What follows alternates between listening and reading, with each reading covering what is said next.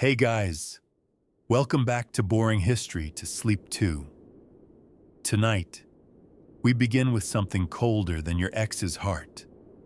The autumn wind of 1850. A time before Wi-Fi, before pumpkin spice lattes, and definitely before anyone thought carving a vegetable could become a billion-dollar holiday. This is Halloween. Before the costumes, before the candy, when it was mostly about ghosts, potatoes, and mild existential dread. So if you enjoy history that moves slower than a medieval postal service, hit that like button before you fall asleep doing it. And if you're new here, subscribe, because nothing says good life choices like listening to a man calmly explain 19th century peasant rituals at 2 a.m. Now let's take a slow breath and drift back to 1850 to a quiet America where Halloween was still just a whisper, a flicker of candlelight against the coming dark. The year is 1850. The fields of America are quiet after harvest. Corn stalks stand dry and golden, pumpkins rest heavy on the earth, and the air carries that particular stillness that comes only when summer has truly gone. The evenings are shorter now, and when the wind moves through the trees, it sounds like the sigh of the land settling into rest. Across New England, the first frost silvers the edges of fields. Horses snort clouds of breath in the morning chill. The smell of smoke hangs low, drifting from chimneys made ready for another long winter. In the small towns of Vermont, Pennsylvania, and Massachusetts, people are finishing their autumn chores, stacking firewood, preserving apples, and repairing barns before the snow. It is a time of preparation, of endings and beginnings. Yet, in the quiet of these rural communities, something else is beginning to stir. Something unfamiliar, faint, and foreign. A whisper of old traditions crossing an ocean. A word that few Americans yet know. Halloween. To the Irish and Scottish immigrants who have arrived on these shores, the word is not new at all. It is ancient, older than Christianity, older even than the nations they have left behind. In their homelands, the last night of October has long been special. They called it Samhain, pronounced sow-in. It marked the end of the harvest and the beginning of the darker half of the year. A night when the old and the new met, when fires were lit on distant hills, and when the veil between the living and the dead was said to grow thin. The people who carried this memory across the Atlantic were survivors. Many came during the Great Famine of the 1840s, leaving behind empty fields and lost families. They came with little, a few possessions, perhaps a Bible, and memories of customs that tied them to home.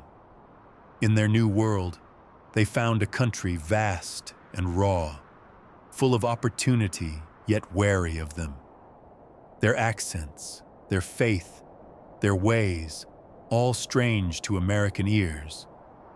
And so they gathered in their own small neighborhoods, carrying the old stories with them. When October came, they noticed that the American autumn felt familiar.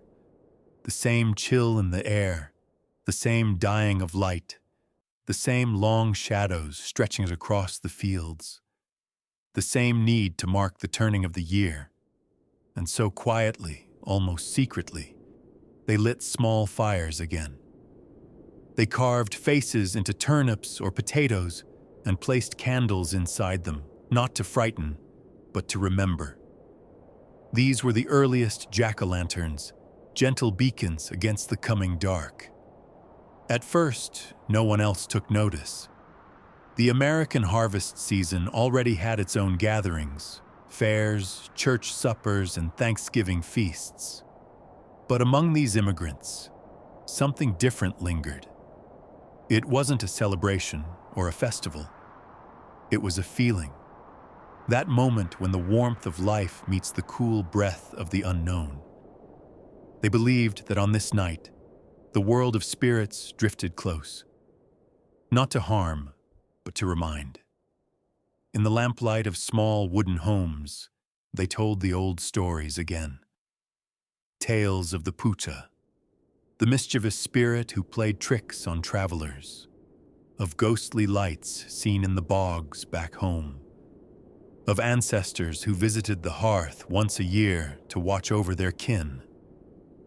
These stories were not told in fear, but in comfort, as though by remembering the dead, one might never truly lose them. For most Americans in 1850, such tales sounded quaint, even strange. But curiosity is contagious. Children from neighboring families began to listen. They asked about the carved lanterns.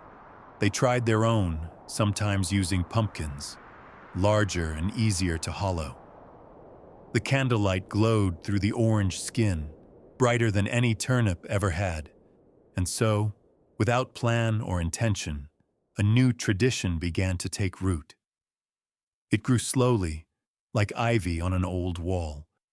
Each October brought a few more lanterns, a few more stories, a few more whispers in the night. Yet Halloween in 1850 was not what we know today. There were no costumes, no parades, no candy. There was no talk of witches or monsters. There was only the gentle sense that this night was different. The border between the seasons, a pause before winter's silence. Imagine a small village in upstate New York on the last evening of October. The sun sinks early, painting the clouds in copper and gold. A faint mist rises from the fields. Somewhere, a fiddle plays in the distance, its notes thin and wistful. The smell of wood smoke curls through the air. A few children walk home from the mill, their lanterns swaying.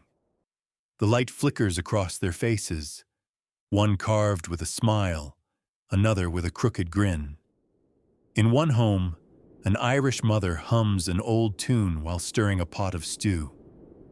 Her children ask her why she lights an extra candle by the window. She smiles softly and says, "For those who might be passing by." She doesn't mean travelers. She means souls. Outside, the wind picks up, whispering through the trees. Dry leaves tumble down the dirt road, chasing one another like shadows. A farmer leans against his gate, watching the last light fade, unaware that he is witnessing the birth of something that will, generations later, become one of America's favorite nights. Halloween did not arrive in the New World with fanfare. It drifted in quietly, carried in the memories of the displaced, the homesick, and the hopeful. It was a thread from the past, woven carefully into the fabric of a new land. In the years to come, it would change. Pumpkins would replace turnips, laughter would replace solemnity, and the night would become one of mischief and delight. But in 1850 it was still humble, a night for reflection, for family, for the soft glow of a candle guiding the way through the dark. If you listen closely, you can almost hear it, the crackle of the hearth, the murmur of old voices telling older stories, the rustle of leaves outside the window. The year is dying, but not yet gone. The world is holding its breath. And somewhere in that stillness, the spirit of Halloween is awakening. The wind moves gently over the Atlantic, carrying faint memories of the old world. The same wind that rustles through the apple orchards of New England once passed over the green hills of Ireland, over the stone cottages of Scotland, and across the mists of the Hebrides. It carried with it the voices of people who had left everything behind, but who still remembered the customs of home.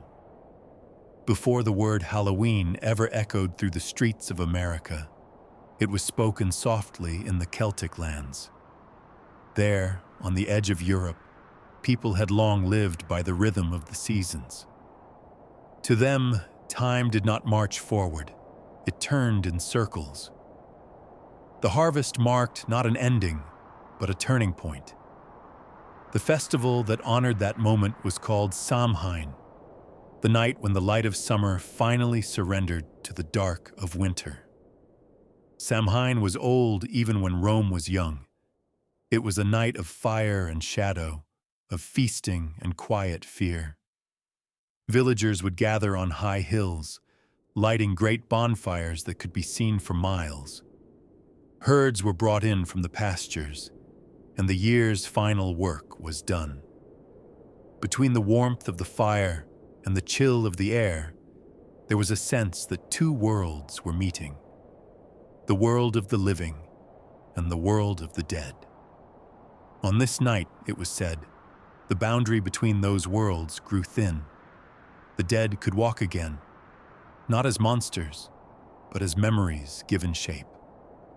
Families left food on their doorsteps for wandering spirits, hoping for protection through the winter. In the glow of the fire, the people felt close to their ancestors, comforted, not haunted. But the night also held mischief. Spirits could play tricks. Travelers might meet strange lights on the road, the flicker of a will-o'-the-wisp leading them astray. Young men, emboldened by darkness, swapped signs or hid tools, laughing as the village woke to confusion. It was a balance of reverence and jest, fear and laughter, life and death, the essence of Samhain. When Christianity spread through the Celtic lands, the Church could not easily erase such a deep-rooted custom. Instead, it transformed it. The festival was given new names: All Hallows' Eve, the night before All Saints' Day. But the old practices lingered beneath the new prayers. People still carved lanterns, still left offerings, still whispered about the unseen world that brushed against their own. Centuries passed, and the line between religion and superstition blurred. In stone cottages lit by peat fires, families told stories that had drifted down through generations. Stories of souls returning home, of fairies who danced in the moonlight, of headless riders and ghostly lights in the fog. For the Irish and the Scots, these tales were as natural as the changing weather. They carried them the way a sailor carries the sound of the sea in his ear, a constant hum, a part of life itself. Then came the hunger. In the 1840s, a blight struck Ireland's potato crops, and the island fell into despair. Fields turned black, and families starved. Entire villages emptied as people left for America. The journey was long and cruel, but still they went. Thousands upon thousands, week after week. They packed what they could: a rosary, a small Bible, a keepsake, and memories of home. Among those memories were the traditions of Samhain. On the crowded decks of the ships bound west, some whispered old prayers as the waves crashed below. Others told stories to keep the children calm. Stories of spirits and saints, of light that guided the lost through darkness. The sea was vast, but memory was a bridge. By the time they reached the harbors of Boston or New York, they had already begun to mix the old and the new in their hearts. In their new land, there were no stone circles, no hilltop fires, no communal feasts. The soil was different, the language strange. But when the chill of October arrived, something ancient stirred within them. They lit small candles and hollowed out vegetables, just as they had done back home. The light flickered against the wooden walls of tenements and cabins alike. For a moment, they felt close again to the hills and valleys they had left behind. They did not call it a holiday. It was simply tradition, a comfort carried across the sea. Children laughed at the carved faces. Adults smiled at the sight of the small flames dancing in the dark. In neighborhoods where Irish and Scottish families settled side by side, October 31st became a night of quiet familiarity. A night when they could remember who they had been and perhaps feel less far from home.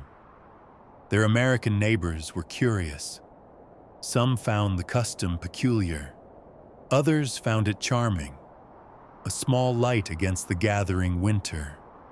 Slowly, the practice began to spread. The carved turnip became a pumpkin, the bonfire a backyard flame. And though the meaning faded, the warmth remained. Through these small acts, the old world began to whisper into the new.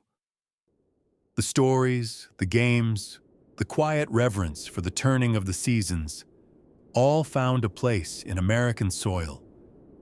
What had once been Samhain was beginning to become something else, a blend of memory, migration, and imagination. And as each October passed, that whisper grew louder. The sea was a vast and living thing, endless and gray. It rolled beneath the wooden hulls of crowded ships, each wave whispering a promise and a warning. For the thousands of Irish and Scottish families who crossed it in the mid-19th century, the voyage was not an adventure, it was survival. They left behind hunger, poverty, and fields gone barren. They carried hope and memory and a quiet faith that the other side would be better. The journey from Europe to America could last more than a month. The ships were not grand vessels built for comfort, but coffin ships, small, damp, and heavy with despair. Below deck, space was tight. Families lay in rows, pressed shoulder to shoulder on straw mats. The air smelled of salt, sickness, and fear. Children cried. The timbers groaned with each wave, and the constant motion made even the strongest stomachs weak. In those long, sleepless nights, they told stories to pass the time. Old songs drifted between bunks, hymns and laments, tales of saints and spirits. Some whispered of the banshee, whose cry foretold death. Others spoke of the will-o'-the-wisp, the ghostly flame that led wanderers astray in the Irish bogs. The sea itself seemed haunted, full of voices carried on the wind. When lightning split the horizon, the ocean glowed white for a heartbeat, and a few swore they saw shapes in the foam. For most, these were only stories, comforts from home. The old beliefs made the journey feel familiar, even out here where the stars looked different. Parents told their children that the spirits of ancestors followed them across the sea, keeping watch until they reached land again.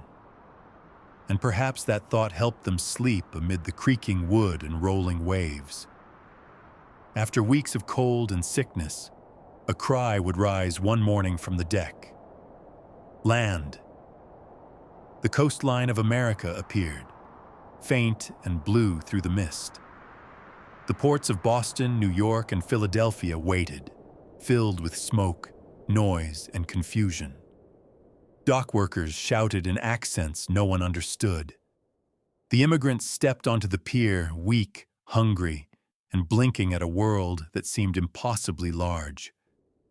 For some, this was the beginning of a new life. For others, it was only another hardship. The Irish and Scottish newcomers often found themselves unwelcome. Signs hung in shop windows, "No Irish need apply." Newspapers mocked their accents and their faith. They crowded into tenements where a single room held an entire family. Yet even there, in the poorest corners of the city, they rebuilt what they could of home. They gathered in small churches that smelled of damp wood and candle wax. They met after work to share bread and news of relatives who might still be at sea. And when October came, they felt the old rhythm again. That turning of the year when harvest ends and darkness deepens. The memory of Samhain stirred, like an ember that refused to die. In those early years, Halloween was not celebrated publicly. It lived quietly in kitchens and alleyways, a candle placed in a window for lost souls, a child's carved turnip glowing faintly on a table. The neighbors might glance through the window and smile, or shake their heads in confusion. But the small light stayed lit all the same. Outside, American life moved on. Autumn in the city was full of smoke and noise, markets, carriages, factories, and the first hints of winter in the air. But among the immigrant families, October 31st was different. It was not a holiday, not yet, but a remembrance. A night to whisper names of those left behind. A night to tell stories by the fire while the wind rattled the windows. Sometimes children would knock on doors, asking for bits of bread or fruit. It was an echo of an older tradition. Offerings left for wandering spirits, now transformed into a small game. Adults tolerated it, amused by the sight. A few even joined in, setting out apples or cakes as tokens of goodwill. Without realizing it, they were shaping the earliest version of what would one day be called trick or treat. Beyond the cities, in rural towns across New England, the Irish and Scottish laborers brought their customs with them. On farms and in mills, they worked long hours, but on that single night of the year, they lit small fires again.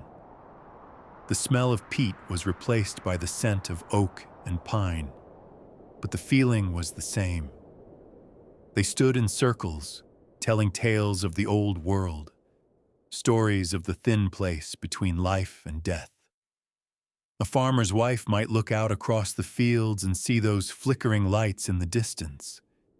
She would ask her husband what they were, and he might shrug, saying, "Just the new folk, with their strange little festival." But the sight of firelight in the night stirred something old in everyone. The boundary between the familiar and the forgotten blurred for a while. In these quiet beginnings, Halloween found its new home, not in parades or parties, but in whispers and candlelight. In every small flame, the old world met the new. The Atlantic had carried more than people. It had carried stories, songs, and the stubborn will to remember. By 1850, the tide of immigration was at its height. Ships arrived weekly, spilling families into the streets of America's growing cities. Each one carried a piece of history, invisible but unbroken. And as autumn came again, they passed it along. A story told to a child, a candle lit in the dark, a grin carved into a pumpkin instead of a turnip. Few noticed, fewer cared. But somewhere, between the crowded alleys and the open fields, a holiday was being born. Not through decree or design, but through persistence, the quiet survival of memory. The old world had crossed the ocean, and in the soft glow of lantern light, Halloween had begun to breathe again. Autumn in 1850 was a season of rhythm and routine. The pace of life followed the land, the harvest, the fading light, the slow cooling of the air. In towns and villages across America, people prepared for winter in ways that had not changed for generations. Corn was gathered and hung to dry, apples were pressed into cider, and fields were turned once more before frost hardened the soil. The days were full of work, but the evenings were gentle, filled with music, laughter, and the smell of wood smoke. The harvest season was also a time for gatherings. Long before Halloween was known by name, the people of rural America marked the end of the growing year with celebration.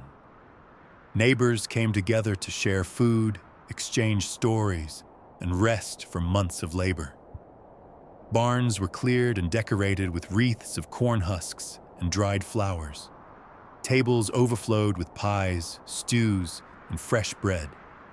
Candles flickered in jars and lanterns, casting long shadows on the walls.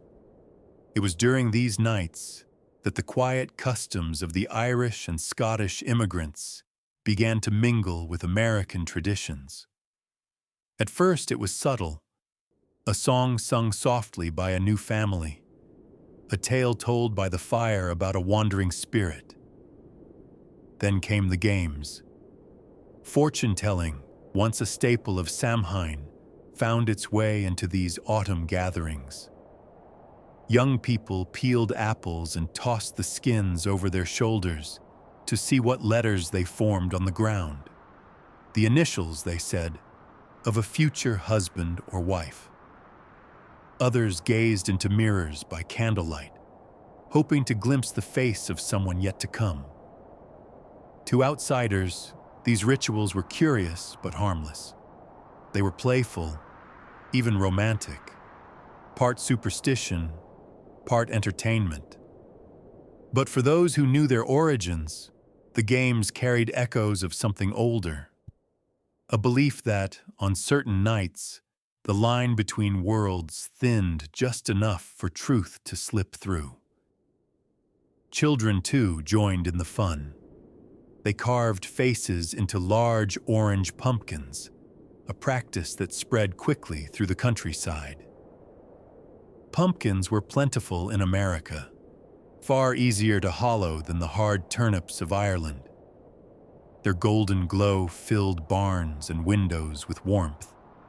The carved faces were not grotesque. They were whimsical, friendly, sometimes even smiling. The candlelight inside them flickered like a heartbeat. Neighbors began to notice the new decorations. Some copied the idea, not knowing its meaning. Others laughed and called them Irish lanterns. But when they saw how the orange light glowed against the cool autumn night, they found something comforting in it. The carved pumpkin became part of the harvest season, another small flame against the growing dark. In these same towns, church leaders sometimes frowned upon such customs. To them, fortune games and ghost stories belonged to the superstitions of the old world. Yet even they could not deny the charm of the season. Many churches held their own harvest festivals, evenings of prayer and gratitude, followed by feasts where everyone was welcome. The immigrants attended these gatherings, blending their quiet traditions with the new rituals of their adopted land. In New England, Pennsylvania, and parts of the Midwest, October evenings took on a new life. After the day's work, families would walk or ride in wagons to a neighbor's barn, guided by lanterns swinging from wooden poles. Inside, music played, fiddles, harmonicas, sometimes a piano if the household was lucky enough to own one. Children dozed in hay piles, while adults danced and sang. Outside, the night grew colder, the fields silent except for the wind. When the moon rose high, the stories began. Some were tales of adventure or local legends, but more often they were stories of ghosts and the strange things seen at the edge of light. A candle would flicker, a door would creak, and the room would hush. No one truly believed, but no one wanted to test it either. The stories were not frightening. They were comforting reminders that life held mystery still. The laughter, the music, the glow of lanterns, all of it wove together the lives of people who, though different in tongue and origin, shared the same land and the same turning of the seasons. It was here, in these barns and kitchens, that the spirit of Halloween began to take root. Not as a day of fear, but as a night of togetherness. a celebration of endings and beginnings, of memory and change. Outside, the air would grow colder as the fire died down. The last guests would walk home under a sky thick with stars. Their footsteps crunched on frosted grass. Somewhere, a dog barked. The smell of apples and smoke lingered long after the laughter faded. And on some porches, a small carved pumpkin flickered quietly, its grin keeping watch through the night. For the Irish and Scottish families, these gatherings were bittersweet. They reminded them of home, of the hilltop fires, the songs sung in their own language, the warmth of community before winter closed in.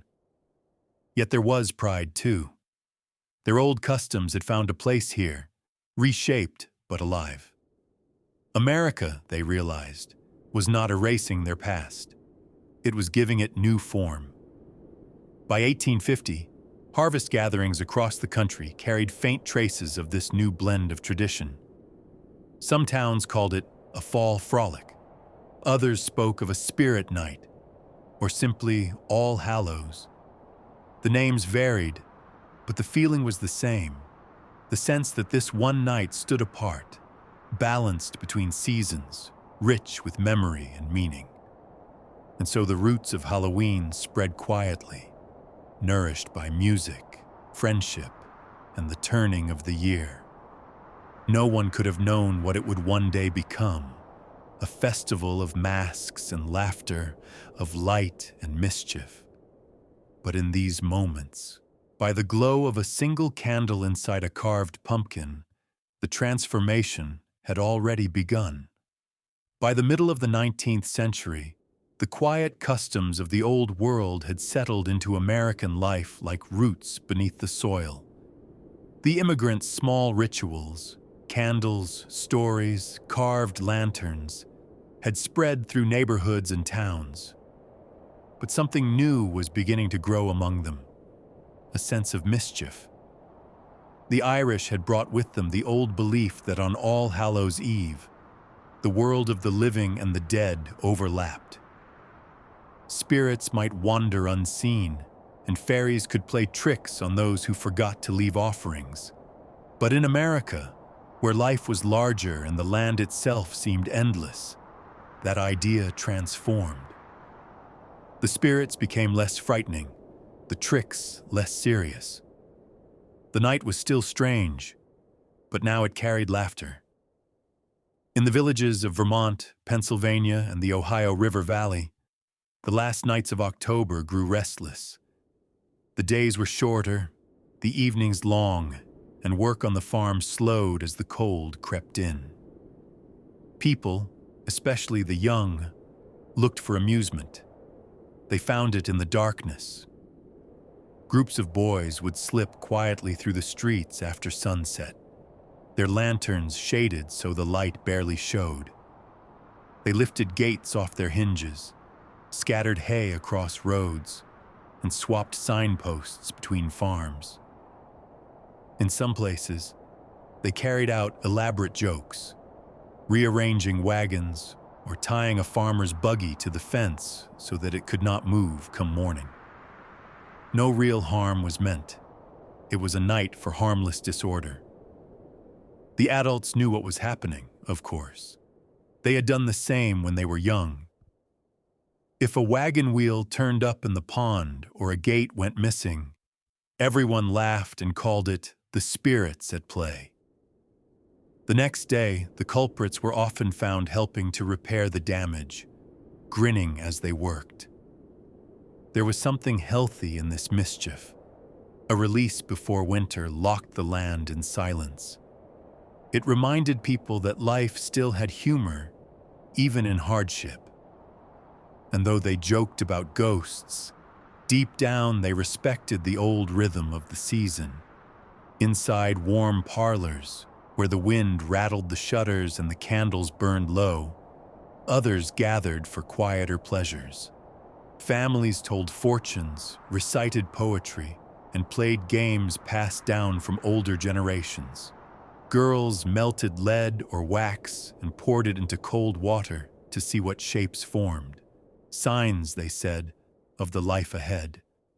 Some looked into mirrors by candlelight, hoping to glimpse the face of the one they would marry. These were small rituals, half believed and half in jest, but they gave the evening a sense of wonder. In cities like Boston and New York, Halloween was still barely known. But in small towns, it was becoming a familiar doquet, not marked on calendars, but remembered all the same. Neighbors would say, "It's near the night of tricks," or "The lanterns will be burning soon." The idea, spread not by proclamation, but by story, carried from porch to porch, from field to field. The customs of Halloween were not uniform. In some towns, bonfires still burned, echoing the old Celtic tradition. In others, the night passed with quiet gatherings and gentle laughter. But everywhere, it was a time apart. A single evening when the ordinary world loosened its grip. Children especially felt the magic of it.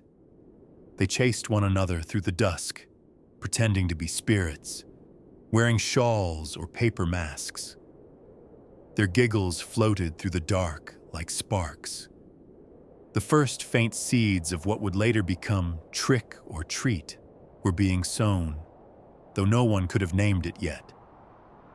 As the candles flickered in carved pumpkins and the last of the autumn leaves skittered along the ground, people found a strange comfort in the night. It was not frightening.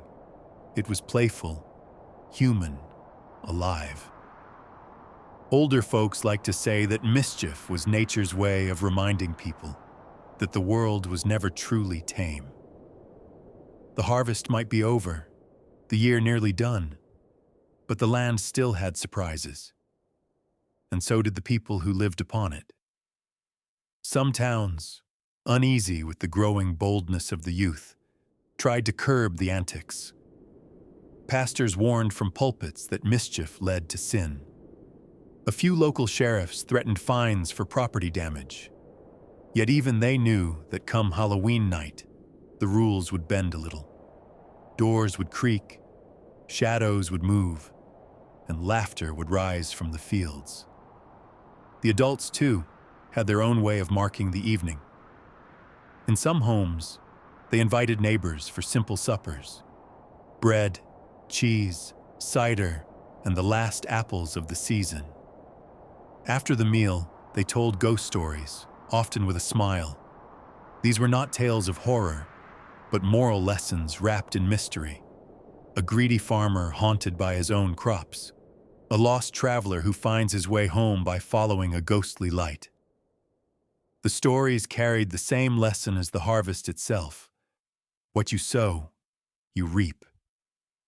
Outside, the wind grew stronger. The moon rose high, pale and distant. The smell of wood smoke and damp leaves hung in the air. Somewhere, a church bell tolled the late hour. Inside, the candles burned lower, their light trembling with each draft that slipped through the walls. The night seemed to stretch, long, quiet, and full of small, secret life. For those who believed in such things, it was easy to imagine the spirits walking unseen among them. For those who did not, it was simply another night, but one that felt different, as if the air itself remembered. And in truth, it did. For behind every prank, every flickering lantern, every whispered story, there lay something deeper. The human need to feel connected to those who came before, to remember the cycles of the earth, to find laughter even in darkness. When morning came, the mischief faded like mist in the sun. Farmers found their gates, boys were scolded but forgiven, and the pumpkins on porches burned out their last flames. Life returned to its usual rhythm. But the memory of that night lingered, warm, bright, and strange. Year by year, Halloween's character grew stronger. It was still a patchwork of old customs and new habits, but it belonged to America now, reshaped, softened, given laughter where once there had been fear. The immigrants had brought a shadow from the old world, and the new world had filled it with light. And so, as another October ended, and another long winter waited just beyond the horizon, the people of 1850 closed their doors, banked their fires, and slept. Outside, the wind moved through the empty fields, carrying the faint echo of laughter, the sound of a night when the living and the lost shared, for a few brief hours, the same quiet joy. By the time the lamps were lit and the doors closed against the October chill, the world outside seemed far away. The wind still rustled through the bare trees, and now and then a loose shutter creaked. But inside the house there was warmth, the soft crackle of a fire, the golden glow of oil lamps, the slow breathing of a room at peace. It was in these quiet evenings that Halloween found its gentlest form. For all the laughter and mischief that filled the streets and barns, the heart of the season was here, in the parlor, by the hearth, where stories came alive. Families gathered close together. The men removed their coats, hanging them by the door to dry, and the women poured cider into tin mugs.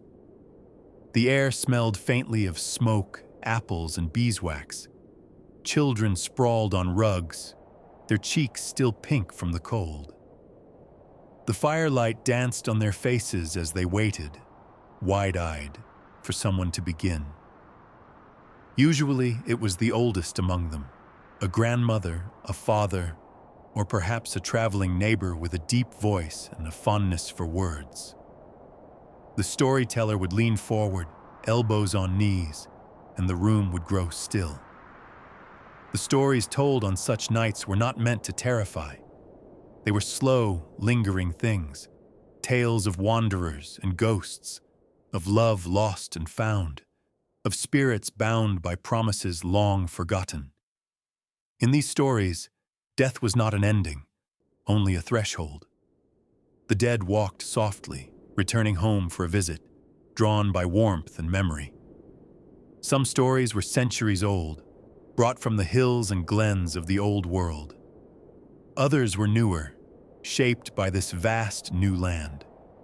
Stories of lonely roads, deserted cabins, and strange lights moving across the fields.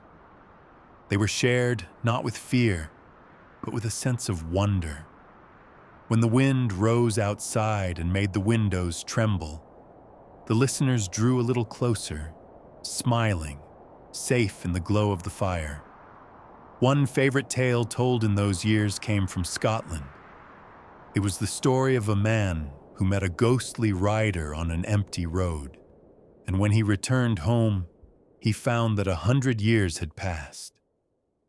Another told of a woman who left milk by the door each night for a spirit, and when she forgot, her cow went dry until she remembered her kindness.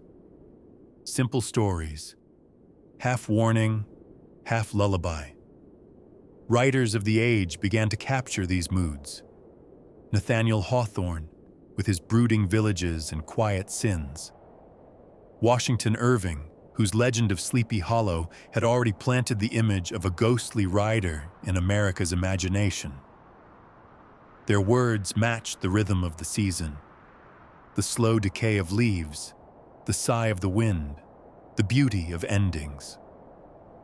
Halloween in 1850 was not yet a holiday of masks or sweets. It was an evening of reflection. People felt close to things unseen, not in fear, but in reverence.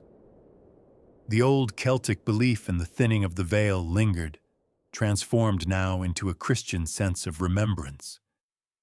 The dead were not to be feared, but honored, and the firelight, with its soft orange pulse, felt like a bridge between worlds. Children listened with rapt attention. They had heard the same stories many times before, yet each year they seemed new. Sometimes they whispered questions. Is it true? Did that really happen? And the storyteller would smile and say, perhaps. Then another log would crack in the fire, and the room would fill again with a gentle hum of voices. Outside, the wind pressed against the walls. The leaves scraped across the porch, like footsteps that paused and moved on. The moon climbed higher, pale and distant, while inside time seemed to slow. The ticking of the mantel clock marked the rhythm of the tale, steady and patient. When the stories ended, no one rushed to speak. The silence afterward felt full, like the moment after a song. Someone would stir the fire, sending a small shower of sparks into the chimney. A child yawned, and a mother smiled. The spell was not broken, only softened into the comfort of the ordinary. Before bed, it was common to leave one candle burning by the window.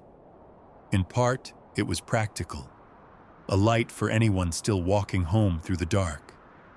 But for some, it was something more, a quiet gesture to the past, a way of saying, we are here, you are remembered. The small flame flickered through the glass, its glow reflected in the eyes of those who saw it from the road. In the rural homes of New England and the Midwest, the world outside the window seemed endless. The forests stretched far, the nights were long, and winter always came too soon. But in those houses, in that fragile circle of light, people felt connected to one another, to their ancestors, to something greater than themselves. The simplicity of it all gave Halloween its soul. There were no decorations, no noise, only the steady rhythm of voices, the warmth of the hearth, and the shared stillness of the moment. The night was not meant to be loud, it was meant to be remembered. And even as America grew busier, with railroads, factories, and cities that never slept, these small rituals endured. In a world changing faster than anyone could understand, Halloween offered a pause. A reminder that before industry and invention, there had been earth and fire, story and silence. When at last the candles were blown out and the fire burned low, the house fell into darkness. The last ember glowed red, fading slowly like the heartbeat of the night. Outside, the wind eased. Somewhere in the distance, a dog barked once, and then all was still. In the quiet that followed, perhaps a dream began, of fields and forests, of ghosts and laughter, of home and belonging. The kind of dream that leaves a person unsure, upon waking, whether it was real or only a story told by the fire. By the late 1850s, the quiet customs of Halloween had taken root across America, though few called it by that name. It existed in fragments, in the laughter of children chasing each other through the dark, in the soft glow of lanterns, in the songs and stories told by the fire. It was no longer purely Irish or Scottish. It had become something shared, something gently American. Newspapers began to notice. Small columns in local gazettes described All Hallows' Eve as a night of good humor and mild trickery among the Celtic folk. Reporters wrote of boys who carried pumpkins with carved faces through the streets, or of girls who held mirror games by candlelight, whispering questions to the future. To most readers, it was a curiosity, another quaint habit of the immigrants who were, little by little, becoming neighbors. In the growing towns of New England, Halloween was beginning to take shape. Children looked forward to it as they did to Christmas or Thanksgiving, though the night held no gifts and no feasts. It offered something rarer, mystery. a sense that for one evening, the ordinary world was softened by imagination. The newspapers encouraged this new gentleness. "Let the young people have their fun," one editor wrote in 1858, "for it harms no one and brings laughter to the chill of October." Another called it a wholesome night for the heart, where superstition gives way to joy. The old fears of spirits and curses were fading. In their place came mirth, play, and a fondness for the odd charm of the season. In parlors and schoolhouses, the holiday found a more respectable shape. Women's magazines began printing short articles with titles like Games for Halloween Night or How to Host an Autumn Gathering. The advice was simple: decorate the table with apples and candles, invite a few friends, and fill the evening with laughter and light. One popular activity involved suspending apples from strings and trying to bite them without using hands. Another was bobbing for apples in a basin of water, a game that left children soaked and adults amused. There were guessing games, stories, and even small prizes. These modest entertainments transformed Halloween into something almost domestic. It was no longer a whisper of the old world, but a celebration of community. Still, echoes of the ancient festival remained. In rural areas, bonfires continued to burn on the edges of fields. The farmers called them end-of-harvest fires, but the feeling was older. Couples walked hand in hand to watch the flames, the smoke curling into a star-filled sky. Some said the sparks that rose into the darkness were the souls of the departed, finding their way home. Even the act of lighting a candle inside a pumpkin carried traces of reverence. Though children carved funny faces, their parents sometimes paused before striking the match, remembering, perhaps without knowing why, that this small flame once honored the dead. Tradition does not always survive in words. Sometimes it lingers only in gesture. As the years passed, Halloween became an annual certainty. It was no longer confined to immigrant neighborhoods. The children of farmers and merchants, teachers and tailors all joined in. They looked forward to the laughter, the small surprises, and the pleasant shiver of walking home under the moon. The world itself was changing. Trains now crossed the countryside, and telegraphs carried messages faster than anyone could have imagined. Cities were growing, and with them came a new hunger for the comforts of the familiar. Amid all this progress, Halloween offered something beautifully old, a night untouched by machinery or noise.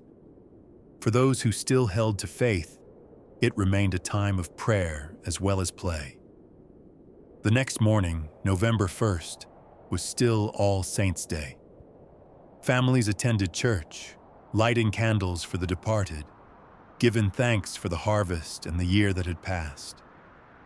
In this way, Halloween was balanced, the playful followed by the pious, laughter giving way to stillness. Writers noticed this balance too. In essays and poems, they described Halloween as a night when memory dances with mirth.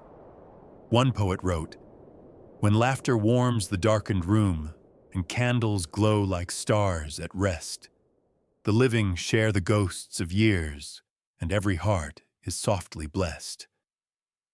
In those words, the spirit of the time lived, not fearful, not solemn, but peaceful. In larger cities, Halloween parties became fashionable among the middle class. Invitations were handwritten on thick paper and sealed with wax. Guests arrived in their finest clothes, bringing pies or wine. The parlor would be decorated with autumn leaves, branches, and clusters of berries. Pumpkins glowed in corners, their faces smiling benignly. There was no thought yet of horror.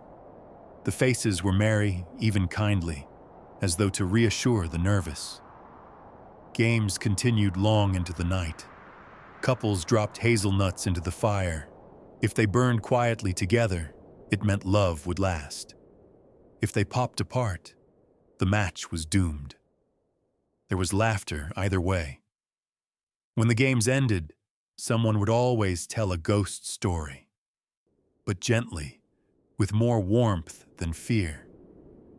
And while city dwellers gathered in parlors, the countryside kept its simpler joys. In barns and fields, neighbors gathered around makeshift tables, sharing cider and song. Children ran between the shadows, pretending to be spirits. The stars shone brighter there, and the night air smelled of hay and frost. It was in these years that the holiday truly found its character. Half mirth, half memory. The immigrants' festival of the dead had become a festival of life. It was about connection, to one another, to the past, to the rhythms of nature that no invention could erase. By 1860, people no longer spoke of the Irish night or the Celtic mischief. They spoke of Halloween, a word that belonged to everyone now. And though it remained small, a local custom more than a national event, it was steady. Like the candle in a window, it burned quietly year after year, spreading light a little farther each time. When the night of October 31st came again, families lit their lanterns, played their games, and told their stories. The air was cold, the fields empty, the stars brilliant. The world was still full of mystery, but it was a friendly mystery now, one that asked nothing more than a smile, a song, and a moment of shared warmth in the dark. The last day of October arrived quietly. The morning sky was pale and thin, the sunlight faint as though it too was tired from the year's long work. The air carried a cool stillness that felt older than time itself. In the fields, the harvest was done. Only dry stalks and stubble remained. The scent of smoke drifted from chimneys, rising straight into the calm air before dissolving into gray. In the towns and villages, people moved a little slower that day.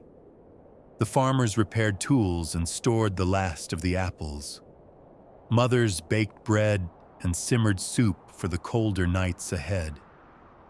Children gathered fallen leaves into piles, laughing as they leapt into them, their laughter echoing through the crisp air. No one spoke of Halloween as a holiday, not yet, but everyone seemed to feel its presence. As evening drew near, the wind shifted. A hush settled over the land, soft and familiar. The sky deepened into shades of violet and gold, then finally into the quiet black of night. In farmhouses and cottages alike, candles were lit, not just for light, but for comfort. The flicker of a single flame could make even the coldest room feel alive. Along back roads and small town streets, the first lanterns began to glow. Pumpkins, carved with simple smiles, sat in windows or upon fences. The light from within danced and trembled, spilling across porches and paths. In that faint orange glow, the faces seemed to breathe, cheerful guardians watching over the night. Families gathered around their tables for supper. The meal was humble: bread, apples, cheese, perhaps a bit of stew. The talk was quiet. Someone might mention the coming frost or recall a story from the old country. Outside, the wind moved through the trees, scattering leaves across the dirt roads. Dogs barked once or twice and then fell silent. When the plates were cleared and the fire stirred, the evening began to unfold in the familiar rhythm of autumn. Someone brought out a fiddle or a harmonica, and music filled the small rooms. Slow, steady tunes that drifted through the cracks of the doors and out into the dark. Couples danced, their steps soft on wooden floors. Children clapped along or fell asleep beside the hearth. And then, as the hour grew late, the stories returned. The same ones told every year, yet always worth hearing again. The tale of the headless rider, the ghost who knocks at the window, the kind spirit that guides travelers home. No one truly believed, but no one truly disbelieved either. The stories belonged to the season, as natural as the changing leaves. Outside, the land seemed to listen. The fields stretched wide and empty beneath the stars. The moon cast silver light over barns and fences, turning every puddle into a small mirror. From somewhere far off came the faint call of an owl, long, low, and ancient. It was a sound that belonged to no single place or people. It was the voice of the earth itself, marking the turning of the year. In many homes, a single candle was left burning by the window through the night. Some said it was to guide travelers, others to honor the souls of the departed. The flame wavered gently in the glass, sometimes bending as if to greet an unseen visitor. To those who saw it from the road, it was a sign of kindness, a reminder that even in darkness, there was welcome. For the Irish and Scottish families, that small act meant more than it seemed. It was a thread connecting them to the hills and hearths they had left behind. In the soft glow of that candle, they could almost see home again. The old stone walls, the sound of sheep in the fields, the faraway laughter carried on the wind. In those quiet hours, the meaning of Halloween was simple and profound. It was not about fear or festivity, but remembrance of the harvest that had passed, of the loved ones no longer present, of the endless cycle of loss and renewal. It was the night between years, the breath held between seasons. Midnight came and went unnoticed. The clocks ticked softly. The embers in the fireplaces dimmed to a deep red glow. The carved pumpkins outside began to gutter as their candles burned low, their grins softening into shadow. The wind, which had been gentle all evening, fell still. If anyone had stepped outside then, they might have heard nothing but the faint crackle of dying fires and the rustle of dry leaves moving across the ground. Yet there was a feeling in the air, not loneliness, but connection, as though the whole land, for one moment, remembered itself. And perhaps it did. Perhaps the spirits of the old world, carried across the ocean by weary travelers, paused that night to look upon this new country, to see their descendants gathered by warm fires, telling their stories, keeping their light alive. If so, they would have smiled, knowing that the tradition had not died, but changed. It had found a new home. By morning, the magic would fade. The candles would be snuffed out, the pumpkins beginning to sag. The sun would rise pale and cold over the frosted fields. Life would resume its steady pace, the chores, the work, the endless rhythm of survival. But for one night, every soul had shared in something older than memory itself. In years to come, the night would grow louder, with parades, costumes, laughter, and light. But in 1850, it was still tender and quiet, like the first note of a song that had not yet been written. It belonged to no one and to everyone. It was the meeting of the old world and the new, of the living and the remembered, of the flame and the dark. So when the last light of the last candle flickered and died, the people of that time did not see it as an ending. They knew another fire would be lit next year, and the year after that. The story would be told again, the songs sung, the laughter heard, and even now, more than a century and a half later, if you listen closely on a quiet October night, if you stand outside and let the wind brush your cheek, if you smell the smoke of distant fires, you might feel it still. That same gentle heartbeat of the earth, that same night between years, the years after 1850 rolled forward like a slow tide. The world that had once moved at the pace of horses and harvests began to quicken. Railroads spread across the continent, stitching towns together with iron threads. Telegraph wires sang softly in the wind, carrying words faster than thought. And still, through all that change, the small lanterns of Halloween continued to glow each autumn night. They were humble lights, a candle, a carved face, a doorway left open to memory. But they endured. For every child who carved a pumpkin, another remembered a grandparent who once carved a turnip. For every new game invented, an old superstition lingered in the background, quiet but unforgotten. By the 1860s, America was changing in ways no one could have imagined.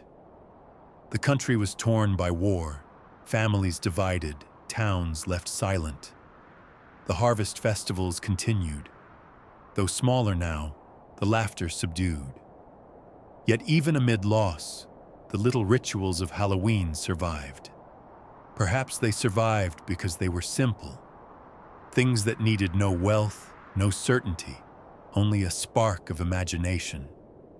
In those years, the night of October 31st took on new meaning. For some, it became a night of remembrance for those lost in battle. For others, a time to comfort children who asked why the world had grown so cold. Lanterns burned in windows again, not for ghosts of legend, but for the ghosts of brothers, sons, and fathers who would not return. When peace finally came, the country breathed again. Towns rebuilt, fields turned green once more, and the rhythm of life resumed. The railroads brought strangers and stories to every corner of the land, and with them, Halloween began to spread beyond the old immigrant neighborhoods. In the growing cities of Chicago and St. Louis, printers began selling illustrated cards, showing smiling pumpkins, children in masquerade, and cats with wide yellow eyes. The holiday was no longer just an echo of Europe. It was becoming a mirror of America itself, full of curiosity, invention, and a touch of mischief. Teachers in small schools found ways to celebrate with their pupils.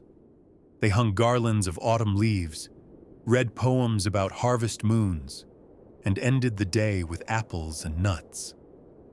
The children, too young to know of famine or old beliefs, simply felt that Halloween was a night when the world became softer, kinder, and touched by wonder.